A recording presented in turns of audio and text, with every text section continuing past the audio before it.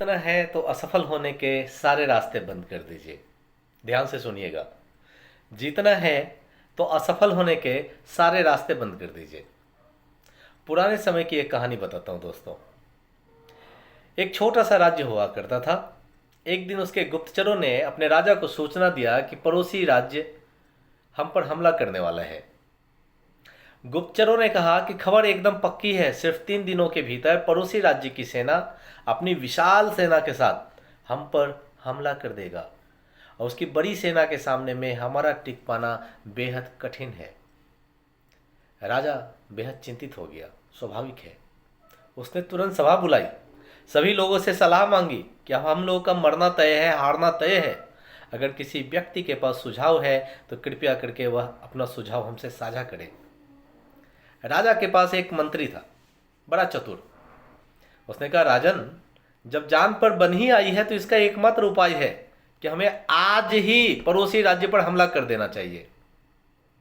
बहुत सारे लोगों ने, सेनापति ने या दूसरे मंत्रियों ने उस मंत्री का मजाक उड़ाया, लेकिन राजा ने थोड़ा गंभीरतापूर्वक सोचा और बोला, मंत्री जी, हमारी सेना बहुत छोटी है, हम उस पर मुकाबला कैसे कर पाएंगे। उस मंत्री ने कहा, राजन, पड़ोसी राज्य की अभी युद्ध की तैयारी नहीं है। अभी उन पर हमला कर दिया तो वो संभल नहीं पाएंगे और हमारे जीतने की कुछ तो उम्मीदें बनी रहेंगी। ऐसे भी अगर हमने हमला नहीं किया तो हमारा विनाश तो निश्चित है ही, क्योंकि 3-4 दिनों में पड़ोसी राज्य हम पर कूच करने वाला है, हम पर हमला करने वाला है। राजा को यह बात जच गई। उसने उसी वक्त सेनापति और अपनी सेना को तैयार होने का आदेश दिया और राज्य के नागरिक भी सेना के साथ जुड़कर युद्ध करने चले गए।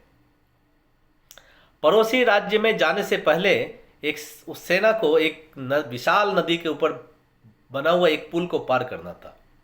जैसे ही पुल पार करके पड़ोसी राज्य में घुसी तो राजा ने उस पुल में आग लगवा दिया और सेना को बोला कि हमारे अब वापस जाने का कोई रास्ता नहीं बचा हुआ है। या तो हमें विजय प्राप्त करना है या फिर यहीं मरकर प्राण त्याग देने हैं।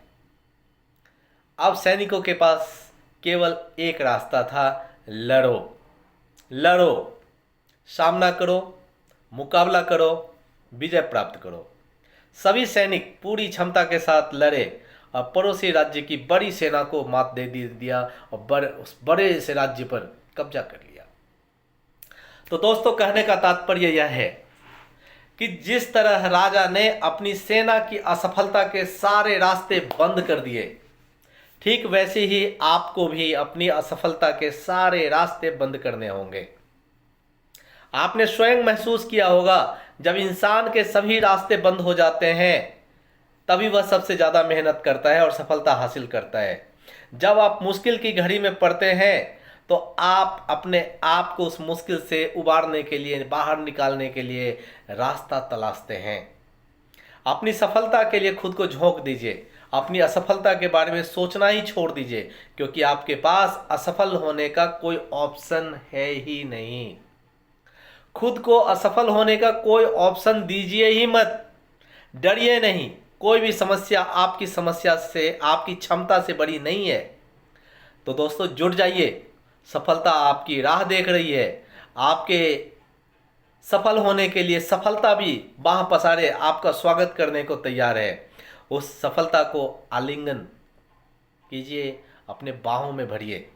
सफलता आपके कदमों को चूमेंगी। धन्यवाद।